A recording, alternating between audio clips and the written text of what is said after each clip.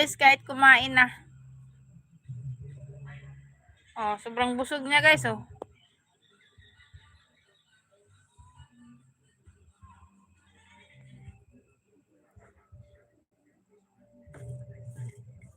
So, gabi na dito guys sa amin na.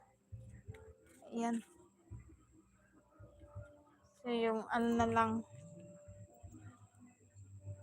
Pang Christmas natin guys. Merry Christmas sa inyo. Ayan.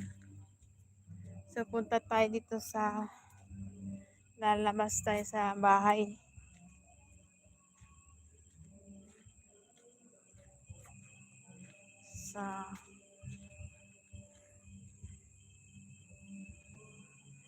This is my house with Christmas light.